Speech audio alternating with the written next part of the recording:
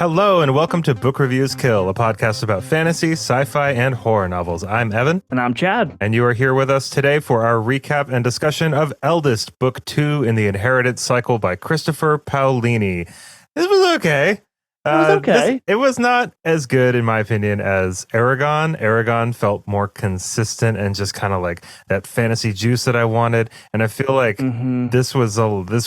This was a lot of book. I was surprised with how long it took me to finish. I was surprised with how long it was in general. There were a lot of really awesome parts in this that were kind of spread out by, in my opinion at least, just some kind of like sloggy bits. Yeah, it seemed a little bloated. Yeah, a little bit. But as we discussed in our Monday morning episode, it's still just dripping in fantasy goodness. It's still, very, very well realized. And I have to give Paolini credit for inventing language, inventing a magic system, inventing, obviously like a lot of the stuff in here is a little bit taken from some other stuff, but obviously like what isn't. It's adjacent to many classical trophies. That's a very nice way of saying it.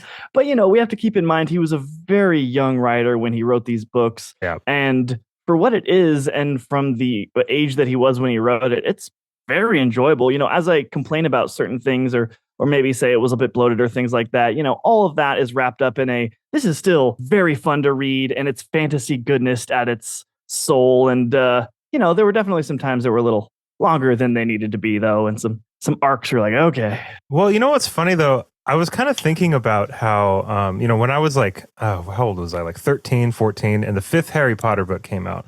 I remember my parents looked at it and they were like, that is a gargantuan book. How are you? Right. And I was so enamored with Harry Potter, and I was just like, I could read 10,000 pages of this. I don't care. And I kind of felt the same sentiment when I was kind of talking with some people, not only in the Discord, but on my TikTok and Instagram pages when I reviewed this. A lot of people were like, well, when I was younger, it all was amazing to me the whole time. And since I had read the fifth Harry Potter book, I'd seen some other discourse that was like, it was way too long. There was too much fluff in there. There was too much. And at the time, I didn't notice it like at all. So I think, and I'm wondering like now if I had read the Harry Potter books for the first time, I would have been like, geez, that fifth one was so long, but at the time I didn't really care. And I think maybe that's kind of the case too with, Inheritance is a lot of people's like formative, like one of the first big fantasy series that a lot of people come to. And I'm reading it much later in my life after I've read a ton of other fantasies. So some things are kind of like sticking out to me a little bit more,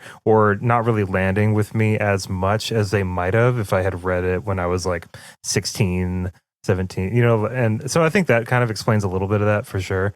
That resonates with me 100%. Like I never had anything but awesome things in my memory or at the current time when I was reading it of just like, this is the fantasy dragon ridery goodness that I always want, but I was also 13 to 15, like you said, when I read it. And so I'm a much more experienced and hopefully more knowledgeable reader. And so I think I'm noticing things that I wouldn't before. But that's like really cool and also like not a really big deal either. It's like the only thing that I really took issue with in this book was just the moments where it felt like Eragon's training could have been kind of like collapsed into a few less chapters. More montages. Maybe like montages or like him talking to Oramus. There's a lot of scenes where Oramus is just kind of like, okay, so like you need to sit down and like this is the way that these things are. And a lot of really cool things came out of those conversations, but I feel like they could have been filed into maybe one or two instead of over and over again. But we had the Roran chapters to kind of balance things out, and I really enjoyed those. Those were great. We even got some Naswada chapters, which I thought were awesome. Those came out of nowhere, and I thought those were really great. They added a lot to the depth of the book. This book is very much kind of like a vibe check where we're simmering down. We're gearing up. We're simmering down and also gearing up for the rest of the story. Also gearing up. And, we explored a lot of different things that I think are obviously going to be much more important as the series goes on. And that ending was outstanding. Like really, really good. I was going to say, if there's anything that made the sometimes of the previous 450, 500, 600 pages was that ending, man. The last 100 pages of this book is just like wham, bam, awesome, gotcha, surprise, action, things exploding, just a wild ride. I loved it a lot. Yeah, and I've seen a lot of sentiment where people say that Eldest is their favorite of the four because of the slow burn. So if it is, that totally makes sense. And we're going to recap right now and have a nice discussion about book 2 and Inheritance. Let's do it. Eldest opens as Eragon and the Varden are dealing with the aftermath of the Urgal battle, during which Eragon defeated the Shade Durza. He has been left with a savage wound that randomly flares to life and leaves him racked with crippling pain, unable to do anything but curl into a helpless ball and scream. Doubt and depression cloud his mind, as no one knows if he will ever recover.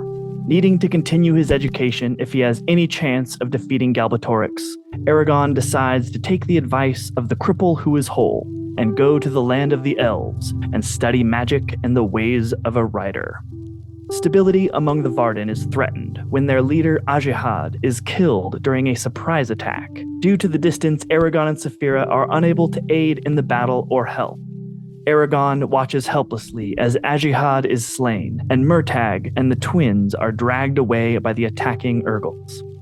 Arya attempts to track them down, but is unable to find anything other than Murtagh's bloody clothes, leading Eragon to assume Murtagh has been slain.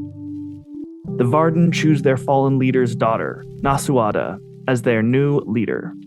Eragon and Saphira, being important public figures, are asked to endorse this choice and give their allegiance to the Varden, which they do. However, in an attempt to prevent becoming a pawn of the Council, Eragon gives his fealty to Nasuada herself, instead of the Council of Elders as they wished.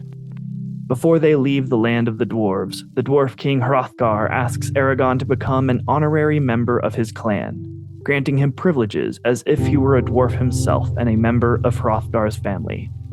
It is a great honor never before extended to a human. Though Eragon again fears to become a pawn of the political parties at play, he accepts. Nasuada decides to move the Varden to the free land of Serta, their longtime ally, and begins to organize a strike against Galbatorix, believing him to be left weak and exposed after his recent defeat. Meanwhile, Eragon's cousin Roran returns to their home village in Carvahall, hoping to marry the butcher's daughter, Katrina. The village is being visited by Imperial soldiers, led by Galbatorix's sinister agents, the Razak. We discover they are looking for Roran. When the villagers refuse to give Roran to the soldiers, the small town is quickly besieged and a desperate struggle between the villagers and the agents of the evil king begins. Led by Roran, the villagers fight well and manage to drive the soldiers away.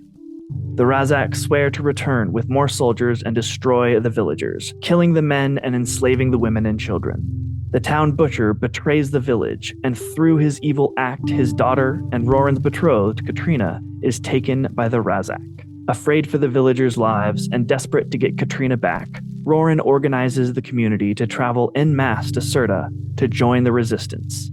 He is sure they will be welcomed by the Varden, possessing hundreds of men proven in battle and united in their hate of the king and his minions. Their journey is fraught with many hardships that they manage to overcome. Those hardships toughen Roran and force him to become a hard and sometimes ruthless leader. Eragon, Saphira, Arya, and the dwarf Oric travel to Elismira, the capital city of the elves, hidden deep within the forest. There, the elves reveal to him the cripple who is whole, an elderly dragon rider. Eragon and Saphira are elated to discover that they are not the only dragon riders besides the evil king, and begin a rigorous training regimen with Aromas and his dragon. Eragon becomes a very powerful magician and fighter, though is still crippled with daily attacks from his injury, preventing him from fulfilling his potential. In a once-in-a-decade ritual celebrating the origin of the riders and the elves' pact with the dragons, a mysterious dragon magically alters Eragon's form so that he takes on the strength and appearance of an elf, as well as healing his crippling injury. Though Eragon's body is healed, he is still troubled, as his feelings for the elf princess Arya have only grown, despite her repeated attempts to rebuff his advances, telling him they are mismatched as she is over 100 years old and an elf princess. One day, while scrying, attempting to magically see the welfare of his friends in the Varden, Eragon and Saphira realize that Galbatorix's army is massing for a major attack. Promising to return to Aromas to complete his training after he helps the Varden, Eragon, Saphira, and Oric rush to join the Varden and the people of Sirta.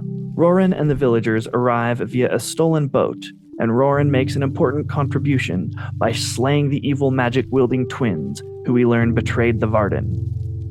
Eragon and Saphira's aid is mighty, and with their help, it appears the day is theirs. But at a crucial moment, a dark shape blots the sun above them. At first, Eragon thinks the evil Razak and their flying mounts have taken to the field. But he quickly realizes that another rider and dragon has arrived, bolstering Galbatorix's troops and renewing their attack. Disturbed by the realization that one of the two eggs in Galbatorix's possession hatched, he engages this new foe, first in a wild dragon-on-dragon aerial battle, and then on land as the dragons are matched in their struggle. Their swords flash, the speed of their attacks making the ring of steel sound as one long peal of metal on metal. As the battle wages back and forth, one side gaining the upper hand, then the other, Eragon recognizes a flourish the other rider does with his blade.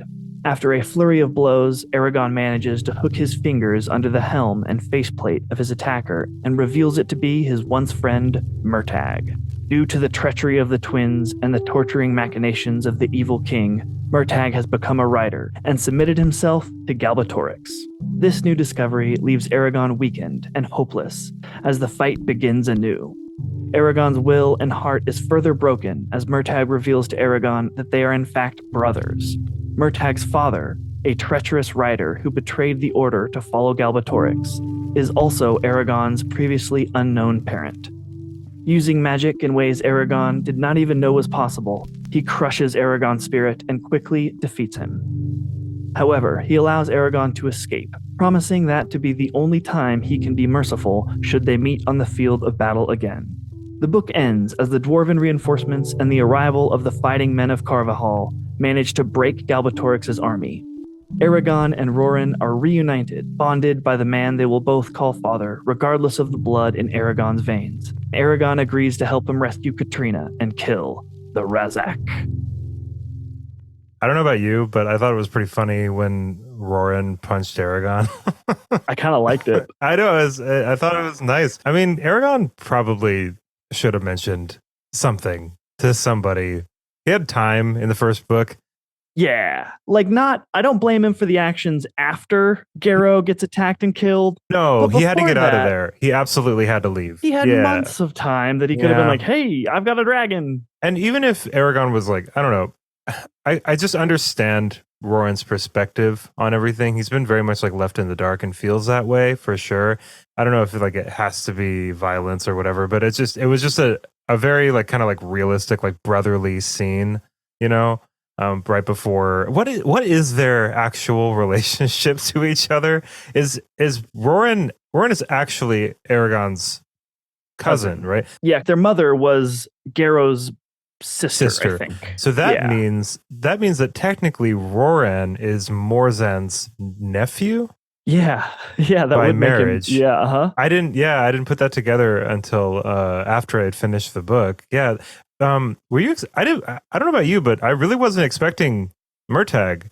I don't know if that was very obvious to a lot of readers, but Murtagh definitely. I don't know, for some reason I just had written him off as dead. I really did. I read these books so long ago that I've been kind of remembering it as I read it. Though when Eragon and Saphira and Auric took off to go fight the Varden's battle, for some reason my memory kicked in and I remembered all the rest of the book. So then I realized, I was like, oh, dang it. Did you think it was a little odd that Eragon was just like, well, Murtagh's dead? And during Ajihad's funeral, he's like, it's doubly hard for me because I'm also mourning Murtagh's death. I don't know. It made sense. They found his bloody clothes next to a giant hole in the ground. I don't know. But the explanation why in the would they text, take him and kill him later? I don't know, but it's just, at least, I don't know. Paolini kind of got me there because and obviously, we're only the second book in and Murtagh seemed like a pretty big character. So it makes sense.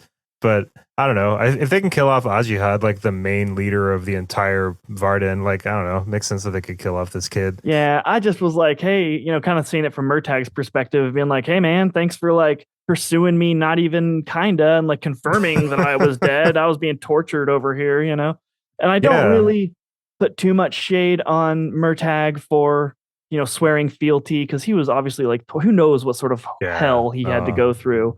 Though I did kind of see some like maybe some hope there as he was merciful towards Aragon. Yeah, And he also was like, I did too.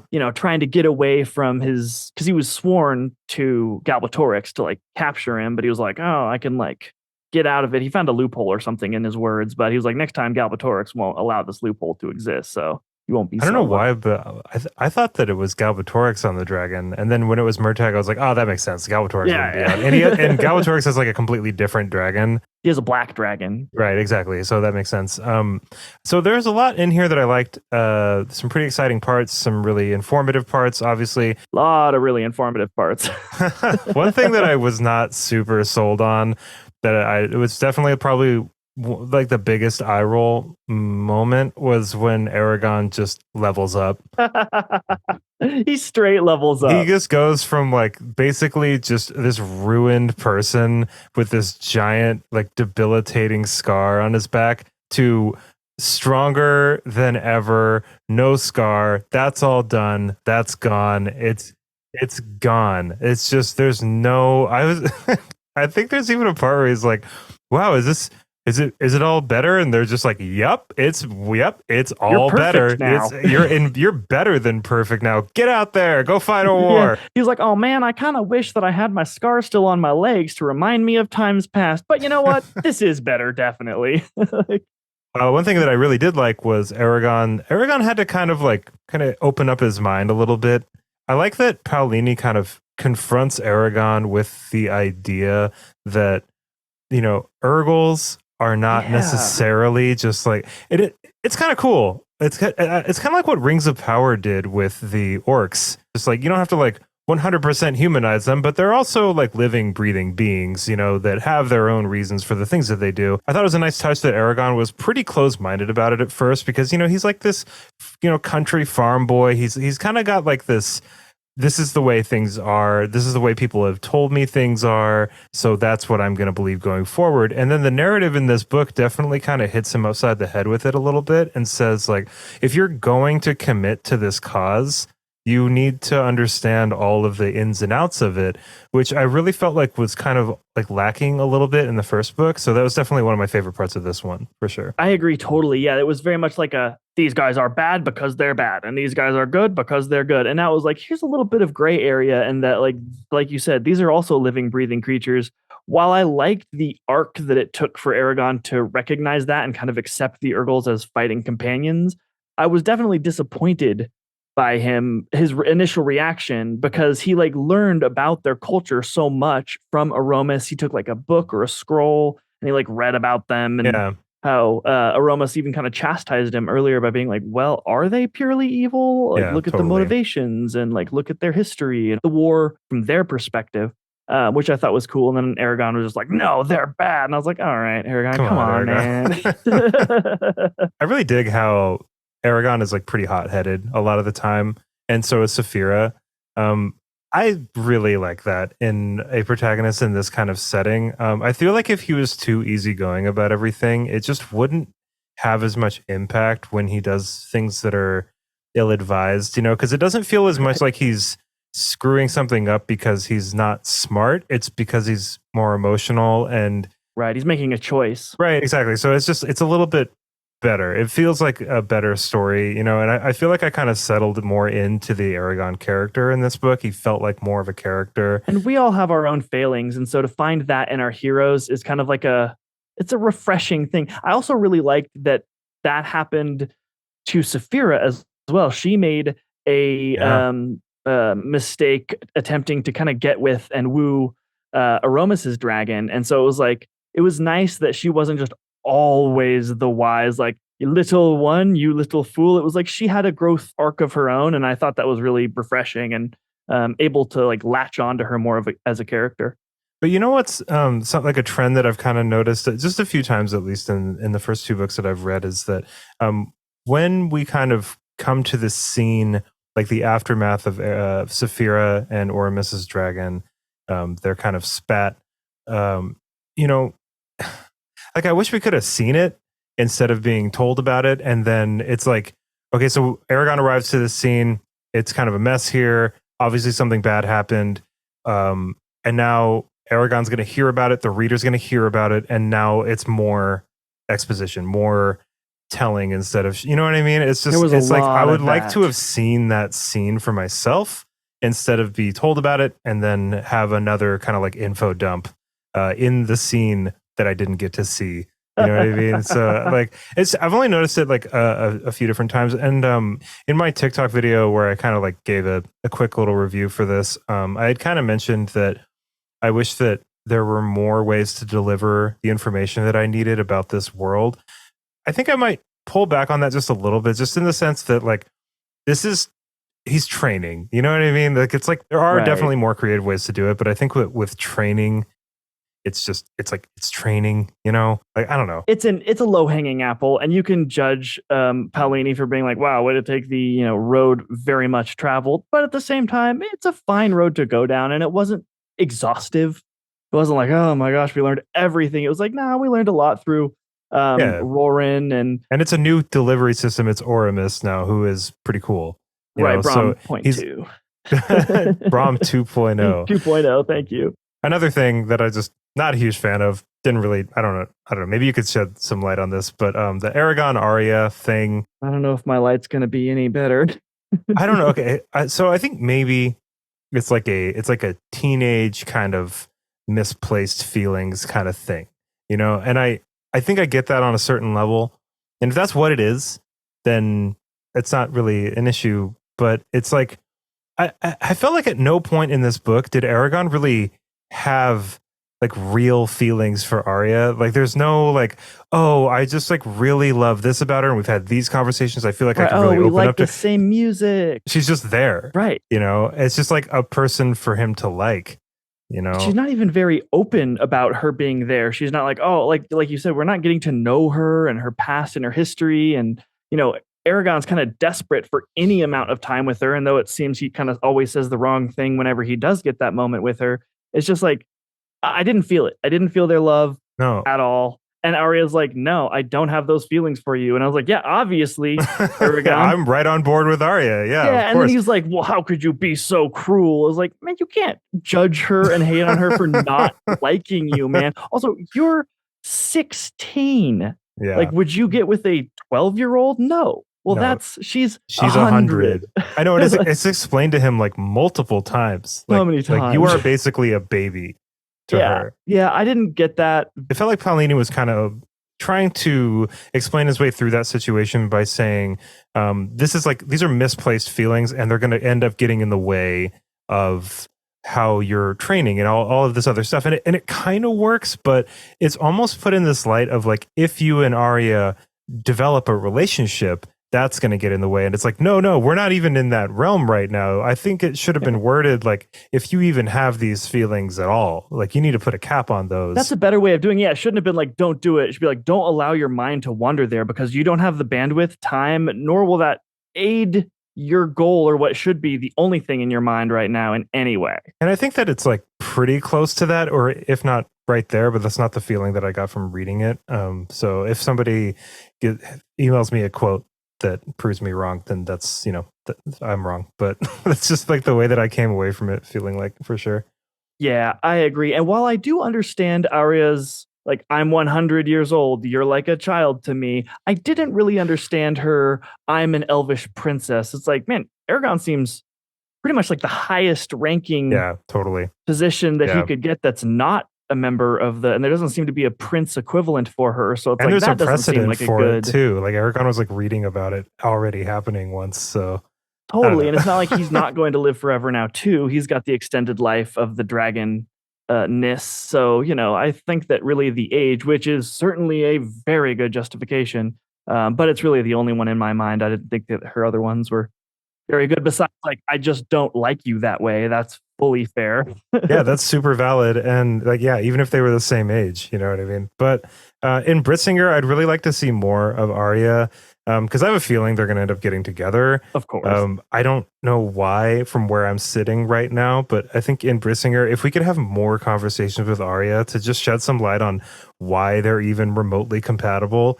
Because in this book, like Arya is like not stoked about whatever any of this, not even just Eragon, just like all of it, which she has every right to be, because She's been through so much, obviously. She's so duty bound. But Eragon doesn't even like try to connect with her on that. He's just like, No. I like you. I don't know why. Like, and it's just like, He's wait, looking what? at flowers. He's like, but they're nothing compared to your beauty. Like, Eragon, again, man. How many times do we need to loop this mulberry But you know bush? what? We've all been 16 though, and that's kind of the thing that's kind of anchoring me at least to this. And it's not this like 100% unbelievable thing. Is it's like Eragon is 16, being that age, and thinking that you're in love, or maybe you really are. But it's kind of like this wild, untended kind of like thoughtless love that like animalistic infatuation. Yeah, it's like it's almost like objectifying to a certain extent. You know what I mean? Like he just kind of like wants Arya to be. You know what I mean? It's Why won't you? You're so cruel to me. Like, whoa, man, don't do. That's manipulative. Like, that's not cool. But yeah, I mean, like that, and then like the kind of dip in the middle training thing. Really, the only parts of the book that I just wasn't that I felt like I had to kind of like push through. I really liked the part in the dwarven kind of city before they get to Eldest, where there's like that dwarven clan who has like this blood feud with Eragon, and they had to rush out of the city. I thought that was great. Yeah. I thought it was really well executed because the kind of like unease in that situation, and like the people that were kind of putting Eragon up were also kind of like, yeah, it'd probably be best if you left. You know, like don't go exploring the city today. Yeah. What do you think about Hrothgar's decision to invite Eragon to be an honorary member of his clan, which obviously has these echoing political ramifications that he, of course, knew? Eragon didn't really at the time, though maybe he should have asked a few follow-ups.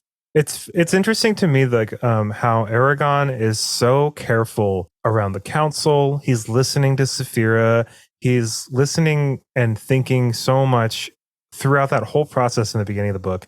And then the second he's presented with this other equally weighty proposition, he just does it just to like not make the guy feel bad. And it's just like, that was a really bad idea. And I would hope from a reader standpoint to see how that comes and kicks him in the ass later. I don't know if it's going to, but when I was reading it, I was kind of shocked that he had done that. I felt like that was just a really, really bad idea. And nothing against like Hrothgar and the dwarves, obviously, and especially this dwarven clan. I don't think that there's anything. I don't think Hrothgar was doing it to be like super manipulative or anything. I think it was like a meaningful, sincere gesture. Yeah, like to honor him. Right. And that's just like the way that dwarves do things, and that's fine. It's a very honorable thing to do.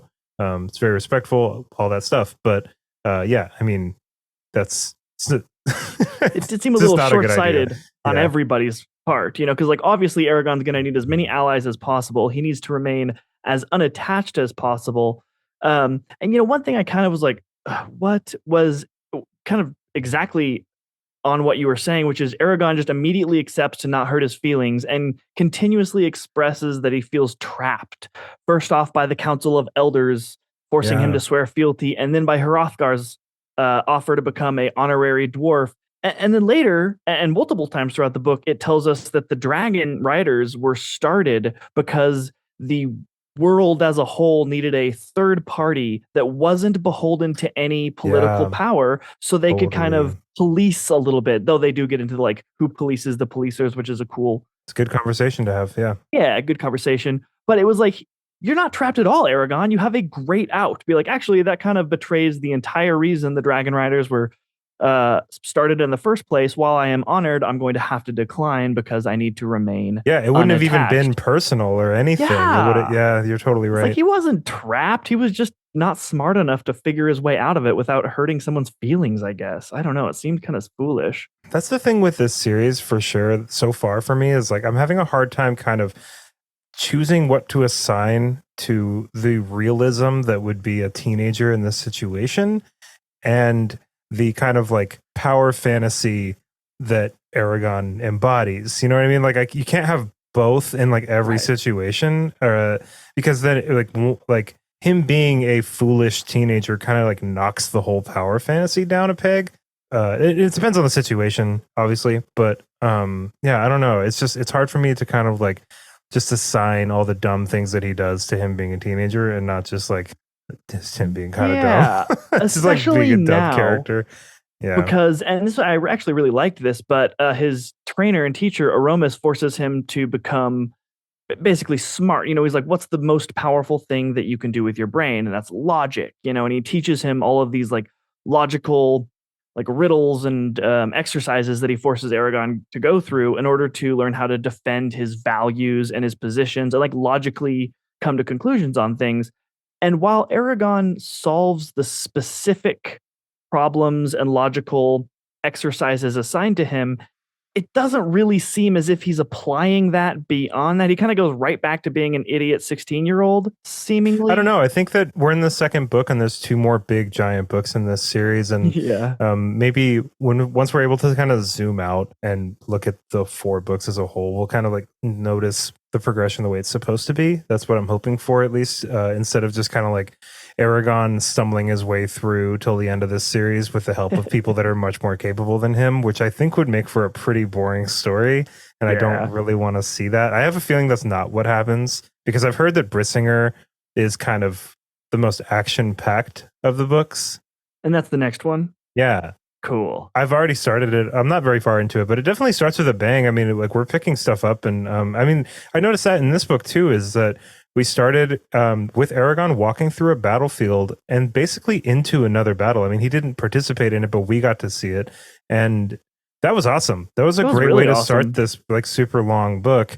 I did feel like him kind of like in the Varden stronghold. I felt like that part was a little bit like, okay, let's get on the road here. You should go. Like you said in the last book, you were going to go train, like go train. Let's, but I get it. I mean, like Naswada being in control really kind of throws everything out of whack for this council who had kind of seen Ajihad dying as like their opportunity to kind of swoop in, which makes total sense. I mean, that power vacuum was closed really, really quickly. It's funny how like Naswada was chosen for like optics. I thought that Paolini like weaved that together really well, because, you know, Naswada is picked because it's like, oh, she would totally be the best choice. Wink, wink. And she'll be young and naive. Yeah, exactly. But she's actually very capable. And Eragon, the only writer that they have, totally pledges fealty in a very public way. So yeah, I thought that was all very well put together, but probably could have just been a little snappier so that we could get on to the like the training montage that I was waiting for.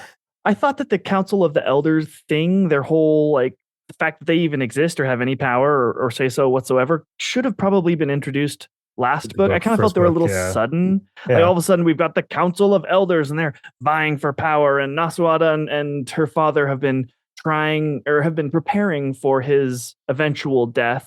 And it was like, by, you know, positioning her, but it did seem like, well, maybe, you know, making it so you didn't have a council of elders full of power, like seizing douchebags could have been a good. This is like old, greasy, the Council of Elders. Like who are these people? Where do they even come from? And all of a sudden we've got them. But I do like how Paolini, he did a very graceful job of like having Naswada get in there and then be like, I'm not going to be a pawn. And then Eragon giving her his fealty. And then also leaving the out of Saphira not swearing fealty. So she's like, at the end of the day, I can kidnap you. I can do whatever I want. That was kind of what she said too. She's like, it doesn't really matter.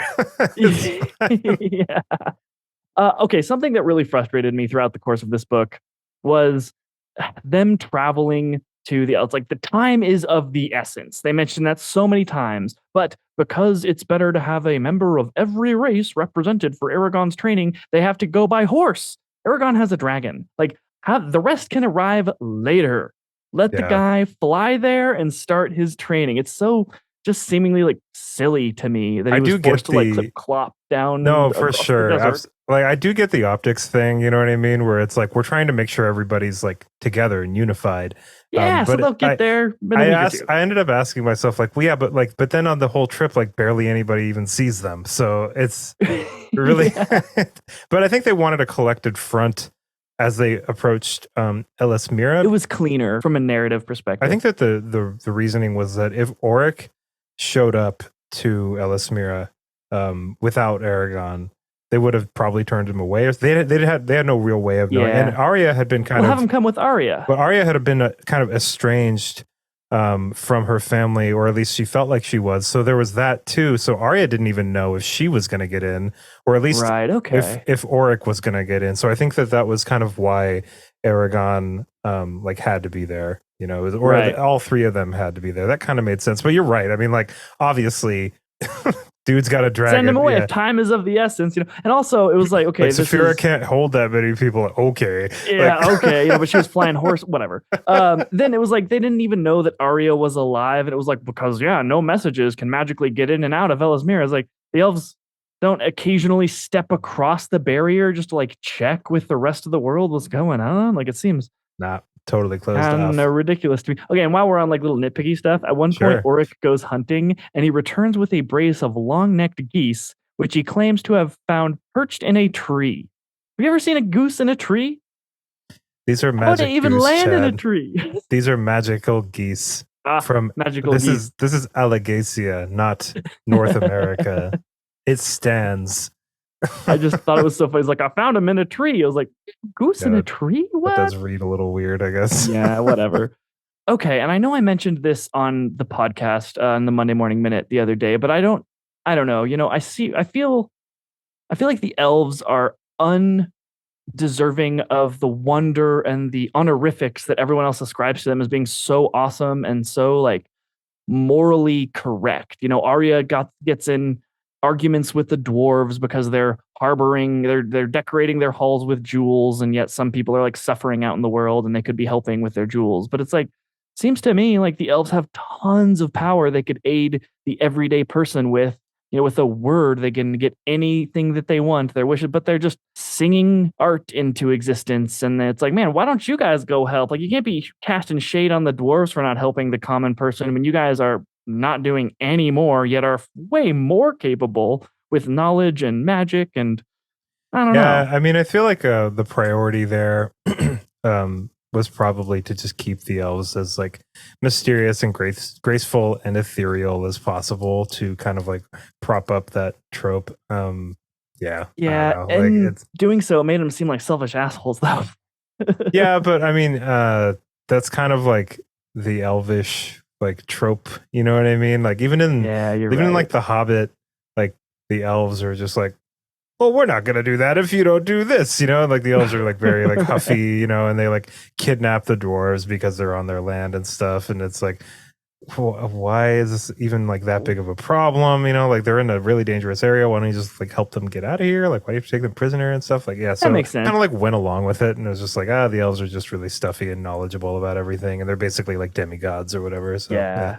On the note of them being stuffy, I found it a little like contradictory that at one point Eragon is talking to Arya while they're traveling and he's like, how are you? And she is like majorly offended and is like, never let anyone see how familiar we are in the elvish land, leading me to think that they're really like stuffy and uptight. But when they see each other and get met up, they're like dancing in circles and like singing orgies into existence for the animals in the forest. It's like, they don't seem stuffy and uptight at all. And he just asked how she was. I didn't really get that. I feel like Arya might have just been like projecting a little bit because of like her experience. Okay. And knowing Eragon's feelings for her. I want to know like a lot more about Arya. I feel like she's one of the main characters that I feel like I haven't gotten to know. Maybe she was kind of getting the vibes, the creepy teenage vibes off of this baby kid, like this baby human who, if she's been observing, has just kind of like lucked his way through like quite a lot of this stuff. You know what I mean? All right, let's talk about Roran. Yeah, let's get into Roran. Those are really good chapters.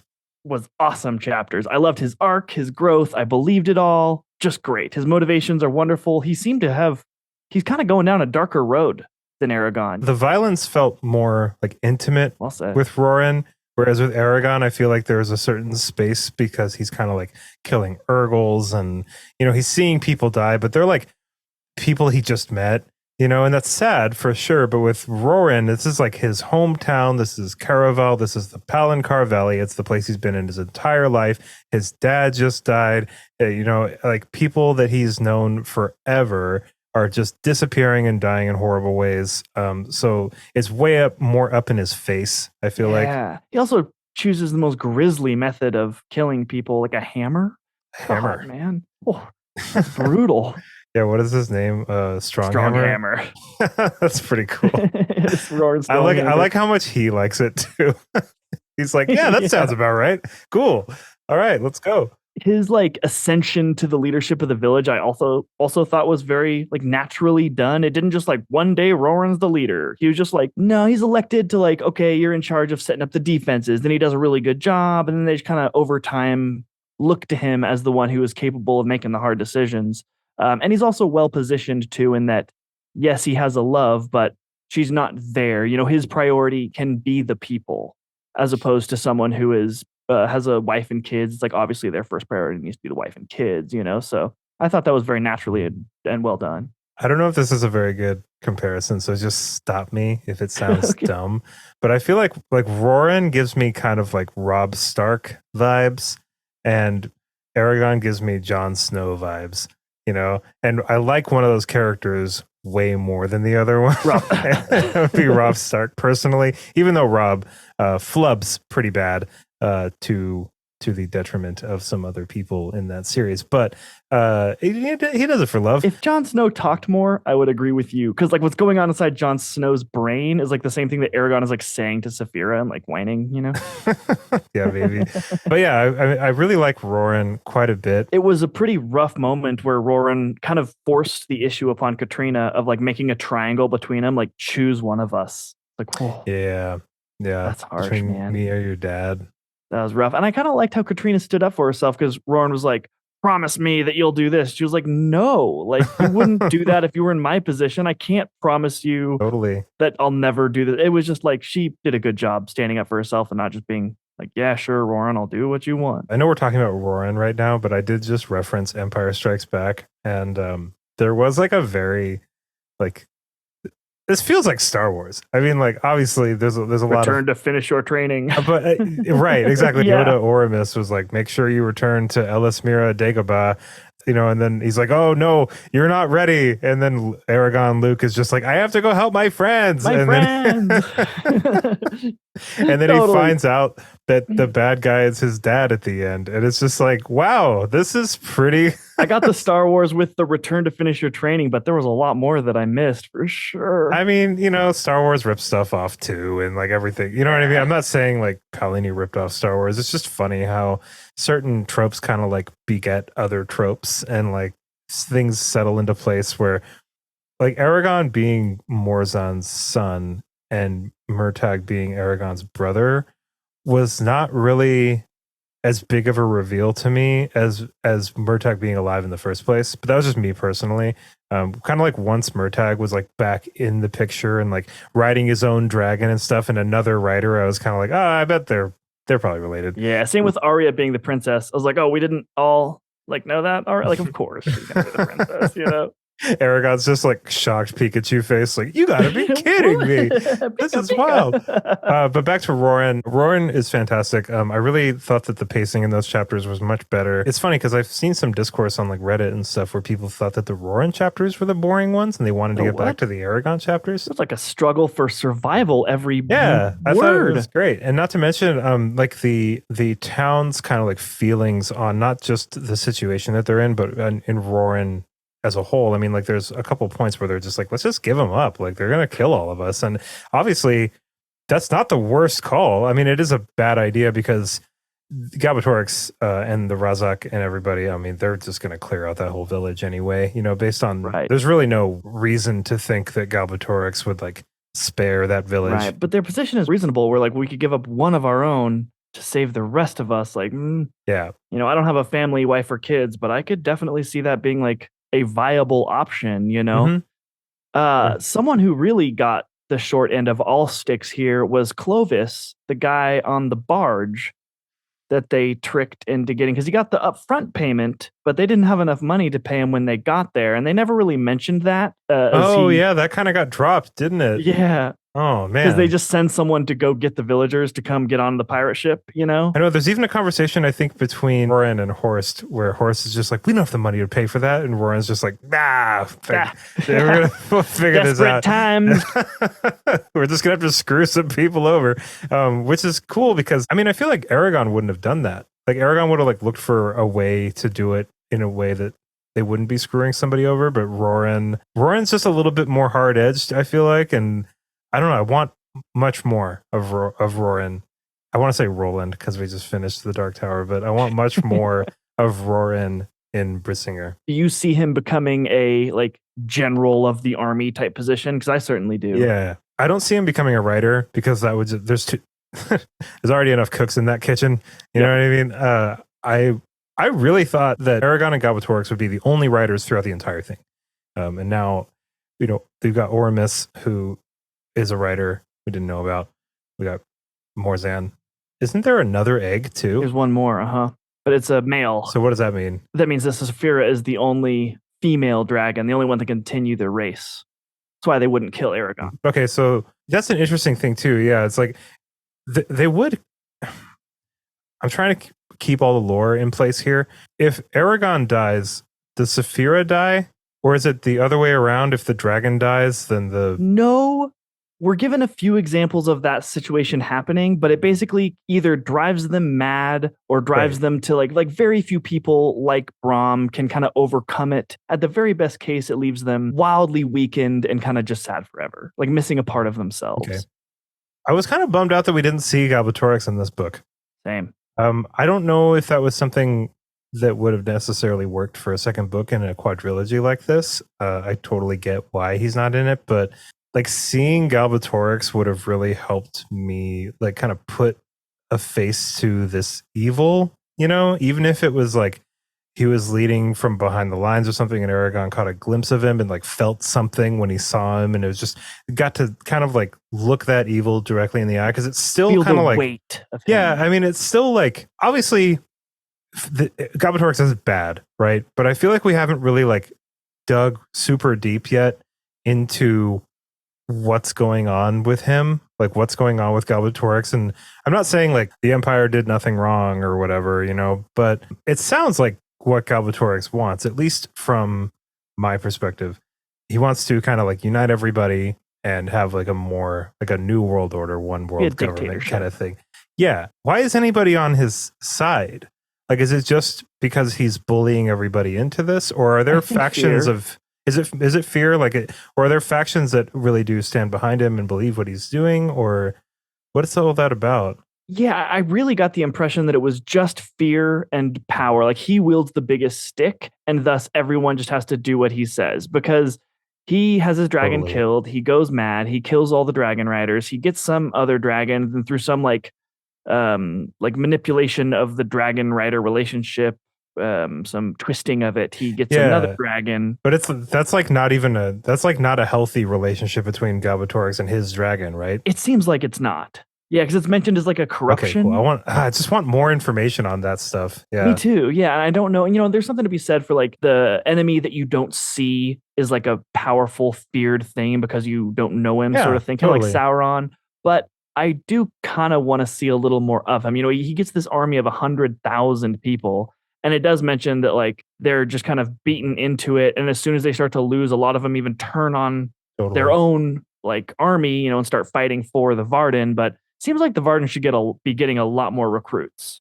Yeah, I mean, if you look at like Star Wars, it's like people are like, oh, there's like a whole like movement. It's like the Empire didn't do anything wrong. Like, what about all the construction workers on the Death Star and all that stuff?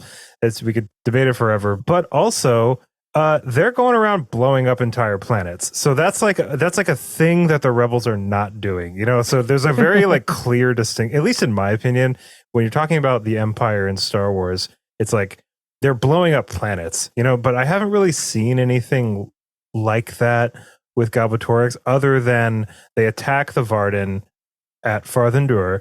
And the Urgle village in the first book that gets wiped out by the Urgles. Oh, yeah, I forgot about that too, yeah. But there's like nothing on like a really grand scale, it's not like he's like sunk an entire island into the ocean or something, you know what I mean? It's like, and I'm not saying that I need that to believe that Galbatorix is bad or whatever, but I just felt like it would be like a nice kind of like addition so that I know like where I'm at here, like to bolster your point, they even like foster that a little bit more with some of the logical like reasoning questions that Aromas is asking Eragon, which is like, why are you justified in taking out Galbatorix? Because the average person in their minute to minute life isn't suffering that much. But when you start this whole battle, you stir the pot, so to speak, they will be. And so it was like, wasn't answered super great. But it's a really good question to pose because it's like even in wars that are happening around our reality and stuff. I mean, like not everybody's fighting, not every single city is affected, like to the same degree or whatever. But does the violence need to increase for it to decrease? Like that's a really interesting question. Well said, yeah. And I think that Oramus like posed it really well.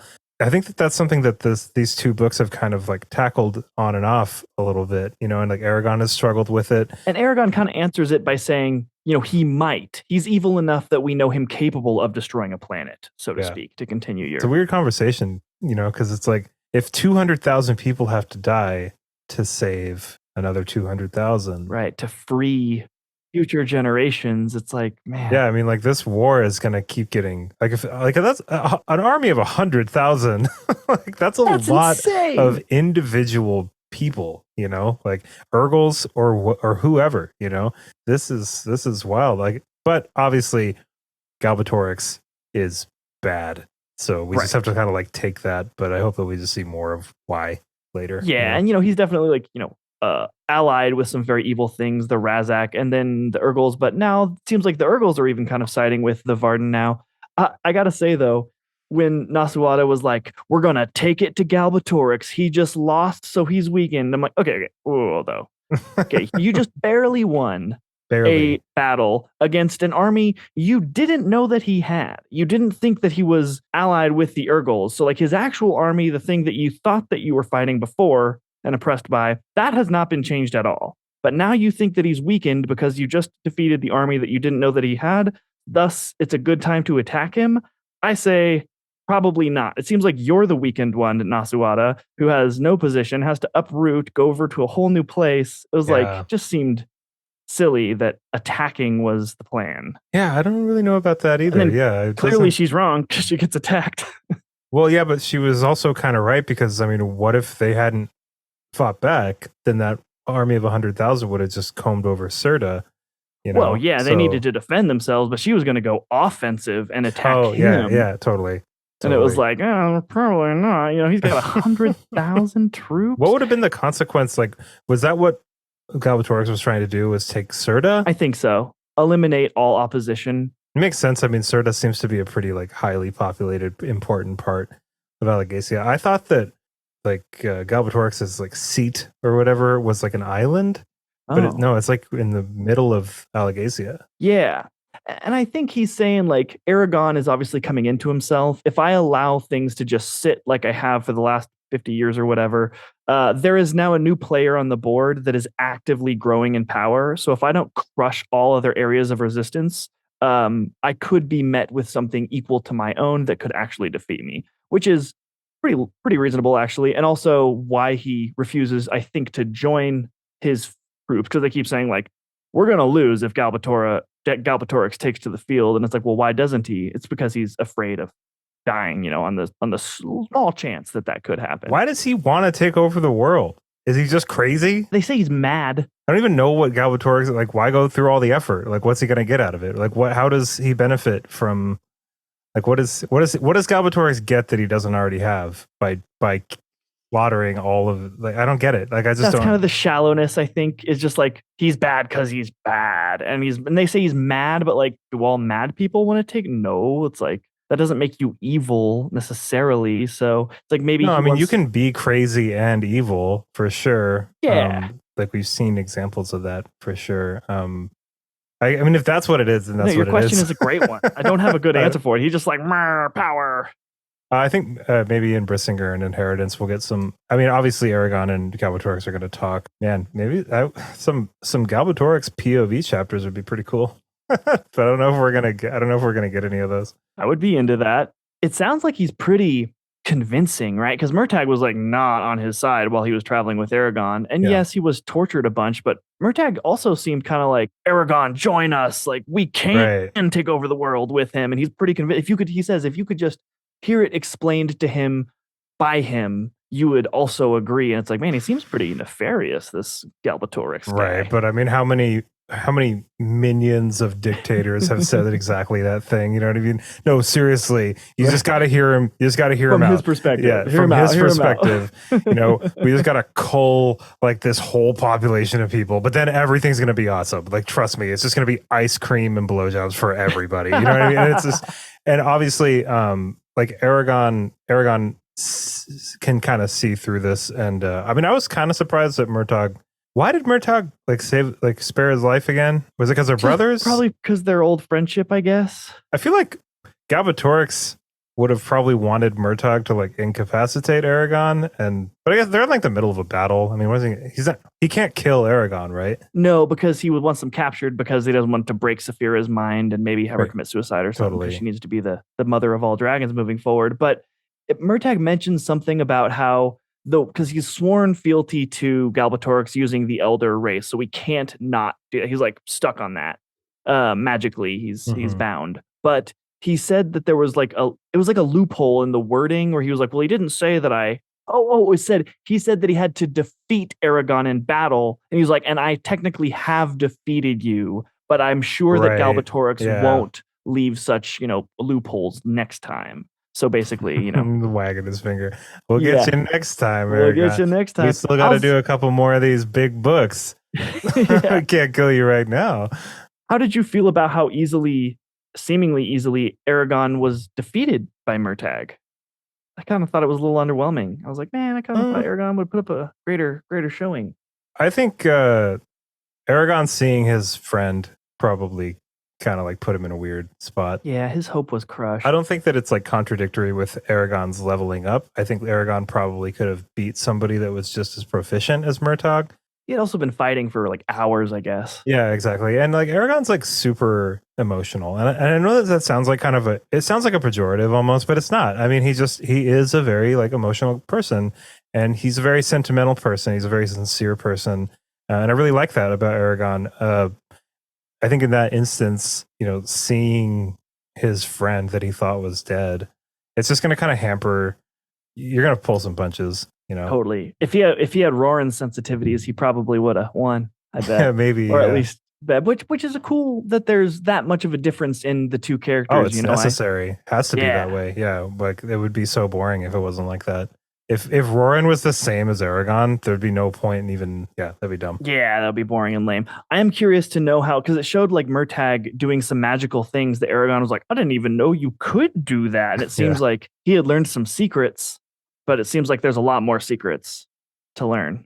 Yeah, I'm pretty excited to get into the next couple books and kind of like learn even more about magic. And because I feel like Oramus kind of like hinted that there was a lot more to it than what Brahm had kind of explained. I think there was one instance where Oramus is kind of like, Brahm taught you what you needed for you escaping that situation, but you're not even close. Like we need to really dig into this, right. You learned a very goal-oriented. Yeah, but you're not a well-rounded magic user. I mean, you can definitely shoot fire and you can heal, and that's awesome. But there are like way deeper magics that you could be learning if you would just be patient and like hang here and not chase after your friends every time they're in danger.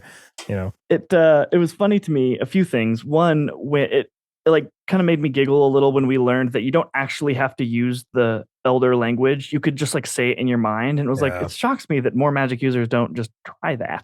I know, it's funny. It's like in Harry Potter, because like a lot of the more kind of like experienced wizards can just do magic without speaking, and then some of them I feel like can do it without wands too. Isn't that like a thing? Yeah, it's just funny because they got all these kids in the schools like shouting at each other, and I feel like it's almost like the same. You have to have like a conduit. You have to have like and that's the thing in a lot of magic systems is you have to have kind of like a medium. You know what I mean? Focusing. Like, exactly. Or like a talisman or some sort. But I really liked that kind of like addition there that Oramus had kind of hinted at, where he's just like, this goes way deeper. You don't even really need these words. Like, what are words even? Like, I don't know. Right. Like, I thought that was a cool conversation for sure. That really was. I was a little disappointed in like, sometimes I learn about the magic and how it could be used, and then how people are kind of very like not very creative in how they use it. Like Eragon has learned that he can pull energy from things around him in order to do these really powerful spells. Like, why doesn't he use that as an offensive technique? He could be healing himself, like just wiping out the soldiers by just pulling their energy and just spell after spell. The more spells, the better, man. You're like healing yourself and killing them. I don't think that like Eragon has like much of an imagination yet. Yeah. You know? I think that might be a little dark for him. I think that's part of his character, honestly, is that things have to really be kind of spelled out for him. I like it. It's really endearing. I don't mind it at all. I don't want a character that's constantly figuring everything out on the first pass, you know. He is 16 and that's an interesting statement. Yeah. Like we don't need that. I want characters to fail. I want characters to not get it. I want, you know what I mean? There's a really big difference between somebody not being able to do something because they're not experienced enough and someone with a sufficient amount of information making a dumb decision. Yeah, true. I feel like those are two different things, and one of them is really annoying. You know, like the latter is pretty annoying, but the former is fine. I mean, that's just he's not there yet. Part of the growth. Yeah, okay, that makes a lot of sense. I'm an awful character. If you're like DMing, like, oh man, be careful, be very careful of the magic. Not to be like, I'm so creative, but I just like, I don't know, I tend to see things kind of outside of the box. So if you give me a magical weapon or item, it's like I use it to just horrific ways. I bet you're so annoying to play D&D with. So many DMs are like, oh my god, why did we give him the bag of holding? Like, it's for holding things, Chad. I think that's going to do it for me on this book. We've been at it for a little while, and I kind of want to go sit down and get back into Brissinger. I want to do the same. Cool. Well, everybody, thank you so much for listening to this episode. This is a really fun series, and we have a lot to talk about with this, and they're definitely well-crafted books. This one was a little slow for my taste, but that doesn't make it a bad book by any means. And yeah, I'm excited. I don't really know where this is going to end up. I have a feeling there will be a conversation between Eragon and Galbatorix at some point, but I have no idea how that's going to unfold. I do think Paolini is capable of it with the philosophical, like brain isms that he was able to put into our way on this book. I was very impressed by some of the depth that he added there and some of the whys and motivation. So I'm excited to see, especially once we meet Galbatorix. I'm looking forward to that. Well, everybody, we'll see you next time on Book Reviews Kill for our episode on Book 3 of Inheritance, Brissinger. And until then, hope you all have an awesome rest of your day. And of course, happy reading. Bye, everybody.